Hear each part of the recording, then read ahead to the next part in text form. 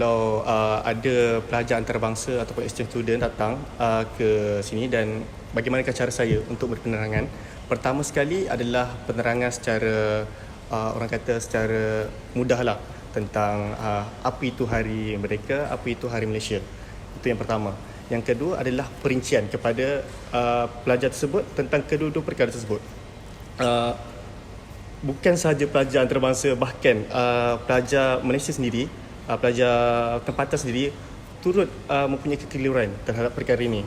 Mereka pun tak dapat beza antara apa beza, apa Hari Merdeka ni, dah sambut Hari Merdeka, lebih baik Hari Malaysia ni apa pula kan.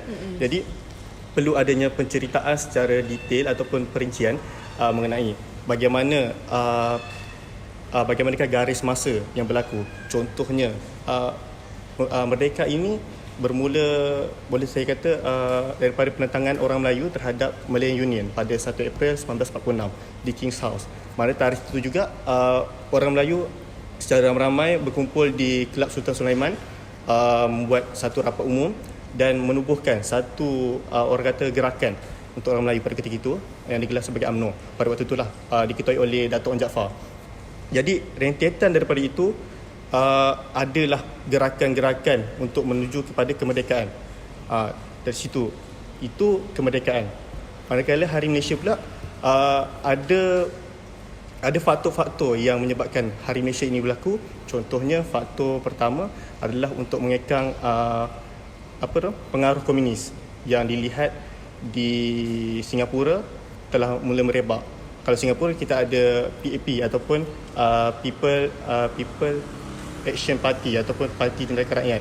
Ketika itu Parti Tindakan Rakyat diketuai oleh Lee Kuan Yew telah menghadapi ancaman daripada komunis.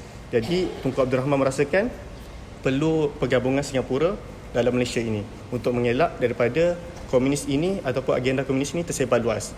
Jadi melalui penceritaan ini membolehkan mereka yang pelajar antarabangsa memahami apa dia perbezaan itu bagi saya. Kalau Jibril? Back to soalan, kalau ada exchange student ataupun siapa-siapa sajalah, bukan orang Malaysia, bertanya berkenaan dua sambutan yang berbeza ni, saya akan jawab secara ringkas saja. Saya cuma bagi tahu 31 ni di mana Tanah Melayu mendapat kemerdekaan setelah usaha-usaha daripada banyak perkara yang berlaku, setelah kita telah dihenti jajahan oleh British. Akhirnya kita mendapat kemerdekaan untuk 31 Ogos. Untuk 16 September, saya cuma bagi tahu itu adalah tarikh yang mana kami harus ingati penubuhan Malaysia, gabungan hasil daripada Sabah, Sarawak, Singapura dan juga Tanah Melayu pada ketika itu. Jadi dengan cara sebegini mungkin mereka mudah faham secara general saja. Kalau ada soalan yang lebih mendalam, saya akan beritahulah. Tetapi untuk memudahkan kefahaman, mungkin saya beritahu begini saja.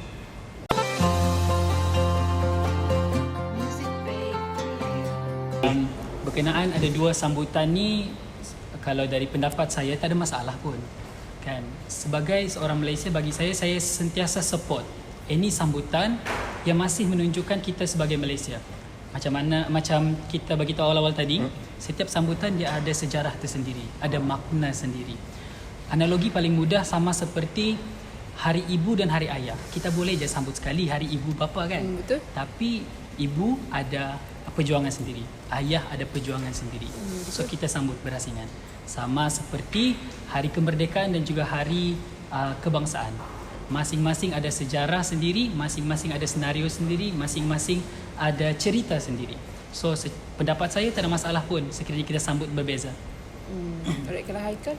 Kalau saya sama seperti Jibril, yang bagi saya kedua-dua hari ini tak tak sepatutnya digabungkanlah. Lebih baik kita asingkan.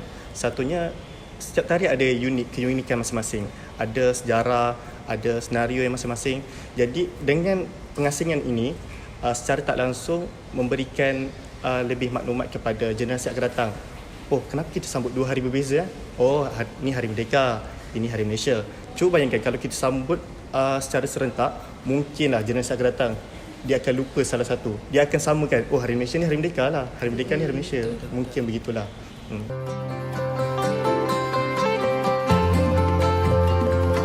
kalau diberi pilihan sama ada hari kebangsaan ataupun hari kemerdekaan ataupun hari Malaysia, Ya betul. kedua-dua penting kan, tapi kalau pilih satu saya akan pilih hari kemerdekaan. Jawapan yang singkat bagi saya, 31 tu hari yang sangat bermakna, tarikh yang patut kita ingati sebabnya banyak perkara berlaku untuk mendapatkan tarikh pengiktirafan kita sebagai tanah merdeka. Kalau Haikal? Kalau saya pilih untuk tidak memilih boleh? So bagi saya lah, Boleh. bagi Okay. saya kedua-dua ni yalah macam kita bincangkan tadi, penting, unik, ada sejarah tersendiri. Sebab bagi saya pentingnya kita asingkan ni untuk kita memahami dan menghayati perjuangan masing-masing. Betul. Kalau kita merdeka, perjuangan orang dahulu macam mana? Tunku Abdul Rahman, Tun Tan Celok, Tun Binti Sambatan pergi ke London untuk membuat rundingan, dan bagaimana pula orang di Sabah, Sarawak dan Singapura melakukan Suruhanjaya Kobot, mendapatkan persetujuan. Dan untuk kita fahami macam Hari Malaysia pun bukanlah macam sekarang ni. Sekarang kita tahu Hari Malaysia bahagia. Kalau dahulu masa awal-awal penubuhan tu mendapat penentangan daripada negara-negara jiran seperti Filipina yang diketuai oleh Diosdado Macapagal. Manakala di Indonesia pula Soekarno pun menentang. Jadi penentangan ini dan penghayatan kepada sejarah ini membolehkan kita merasai sendirilah tentang kedua-dua hari tersebut yang sangat-sangat penting.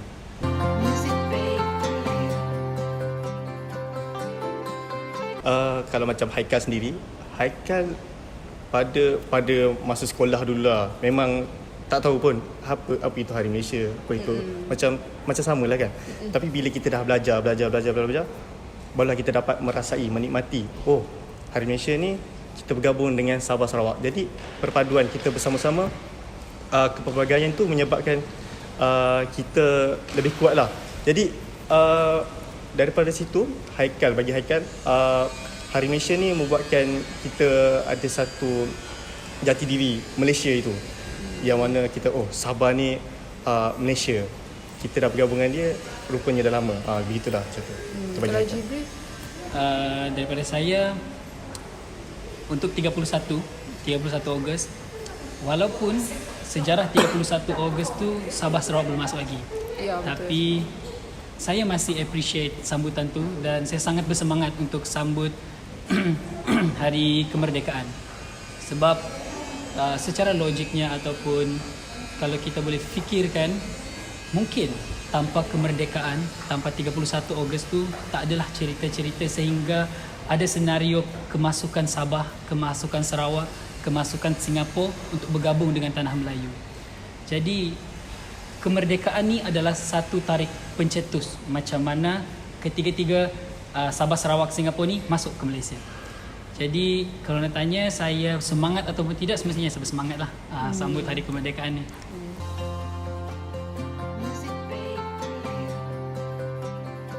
Kalau bagi saya lah, betul lah, setiap negara perlu ada satu poin. Jadi poin kat sini adalah perpaduan antara setiap negeri, termasuklah wilayah Sabah dan Sarawak. Jadi bila contoh kalau kita masih lagi tiada perpaduan dalam kaum, agama, bangsa, itu yang membuatkan kita lemah. Jadi poin dekat situ adalah perpaduan. Alright, kalau Jibril? Pada pendapat saya, untuk menunjukkan kita sebagai Malaysia tu tak adalah mandatory sangat untuk kita menyambut untuk satu hari je, satu poin je yang menunjukkan kita Malaysia. Tak. So pendapat saya tak ada masalah pun kalau kita ada dua sambutan. As long as itu menunjukkan kita Malaysia.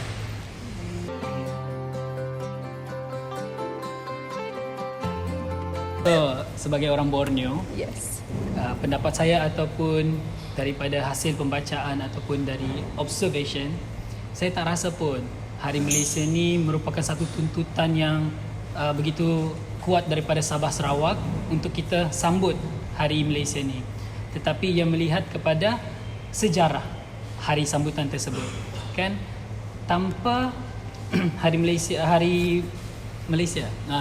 ni orang tak akan ingat pun yang Sabah Sarawak dan juga Singapura masuk bergabung dengan tanah Melayu untuk mewujudkan Malaysia. So bagi saya sebagai orang Sabahan, saya tak ada pun satu rasa gelisah untuk tuntut Hari Malaysia ni disambut, tetapi lebih kepada kita memperingati peristiwa. So saya rasa begitu juga pemimpin-pemimpin kita dulu, dia taklah rasa macam ada satu tuntutan kuat daripada pihak ini untuk sambut Hari Malaysia, tetapi based on logik ataupun based on penghayatan, rasanya mereka fikir lagi bagus kita buat sambutan ni sebagai peringatan sehingga kepada hari ini. Okay, kalau Haikal nak tambah sikit. Kalau Haikal samalah seperti Jibril kalau orang Borneo cakap, dia orang pun tak rasa gelisah. Betul lagi kami yang di Semenanjung ni, kita lagilah mengalulkan dan untuk merayakan bersama-sama.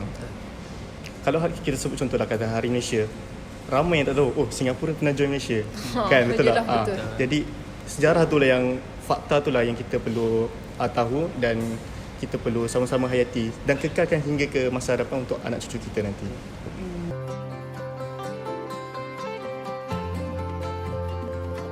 So like apa yang saya cakap tadi, tak ada pun unsur gelisah yang terlalu tinggi daripada pihak Sabah Sarawak berkenaan dengan perkara ni. Daripada saya, pandangan saya, of course secara logiknya, secara realiti kita boleh lihat dari segi kemajuan teknologi dari Semenanjung Malaysia tu tinggi berbanding daripada Borneo. Tapi dari segi layanan ataupun pentadbiran, macam mana pemimpin menguruskan kedua-dua pihak ni, rasanya tak ada masalah daripada kami. So sekiranya pihak Semenanjung mau memartabatkan Sabah Sarawak dengan cara yang lebih tinggi, itu satu perkara yang membuat saya happy lah as a Sabahan, kan. Bagi saya itu satu perkara yang patut kami appreciate dan patut kena celebrate. Dan itulah jawapan saya. Tak ada pun rasa macam kegelisahan kami ni berkurang ataupun sebab sebelum ni memang tak ada pun nampak unsur-unsur macam how to say, kami diskriminasi ataupun apa, tak ada langsung. So bagi saya, sekiranya perkara itu berlaku, kami happy. Right. Kalau Haikal, if nak tambah sikit. Kalau saya kalau berkaitan dengan dasar, saya rasa pemerkasaan dasar adalah perlu untuk Sabah dan Sarawak. Terutamanya kalau kita lihat kembali kepada Perjanjian Malaysia 1963, perjanjian itu telah menyatakan apa yang dituntut oleh Sabah dan Sarawak. Ada tuntutan 20 perkara Sabah yang Sabah minta kepada Persekutuan Tanah Melayu kalau dia masuk Malaysia. Bagi saya perkara itu yang perlu ditekankan dan perlu lagi diambil kira. Kalau kita perasan 2 atau 3 tahun kebelakang ni, ada penukaran status daripada negeri Sabah dan Sarawak kepada wilayah Sabah dan Sabah Sarawak. Kerana apa? Kerajaan melihat pemerkasaan Perjanjian Malaysia itu perlu berkenaan Sabah dan Sarawak pada asalnya dia adalah macam negara luar. Jadi dia bersetuju untuk bergabung. Maka dia adalah ibarat rakan kongsi Persekutuan Tanah Melayu, Sabah, Sarawak dan negeri-negeri lain. Jadi bila ada satu hari itu Sabah dan Sarawak diletakkan di bawah negeri-negeri itu, jadi itu ibarat macam menurunkan taraf daripada rakan kepada kita punya macam kepada ahli negeri dia tu kan. Jadi penaikan semula daripada negeri ke wilayah itu salah satu perkara yang bagus, dan itu juga bagi saya meningkatkan lagi keyakinan rakyat Sabah dan Sarawak terhadap Malaysia.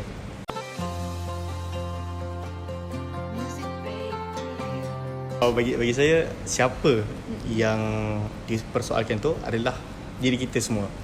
Kita semua yang bertanggungjawab untuk mengorbankan diri kita untuk mempertahankan Hari Merdeka, Hari Malaysia untuk masa mendatang. Dengan apa? Dengan ilmu kita. Dengan ilmu itulah kita dapat mempertahankan kesemua kedaulatan negara kita. Kalau Jibril? Saya setuju dengan saudara Haikal. Sememangnya tanggungjawab kita sendiri sebagai orang Malaysia sangat tinggi untuk mempertahankan identiti kita sebagai orang Malaysia. Saya tahu dekat Malaysia ni kita ada kategori masing-masing. Contohlah kerajaan, bukan kerajaan ataupun macam-macam lagi. Tapi sekiranya kita mengharapkan mereka untuk push, memartabatkan identiti kita. At the end of the day sama juga, kita sama-sama yang akan langsungkan, rakyat semua yang akan melangsungkan untuk mempertahankan identiti kita sebagai orang Malaysia. So secara simpulnya ialah semua orang harus bekerjasama untuk memastikan identiti kita ni dapat dilihat secara jelas oleh orang luar apabila mereka datang.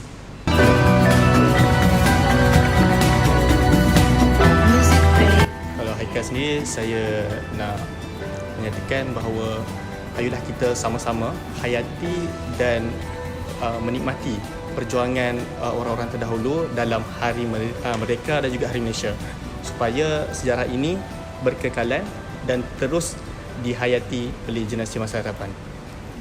Okay, daripada saya singkat saja, setiap sambutan yang dilakukan di Malaysia ni ada sebab tersendiri, ada sejarah sendiri, ada senario sendiri, ada usaha sendiri.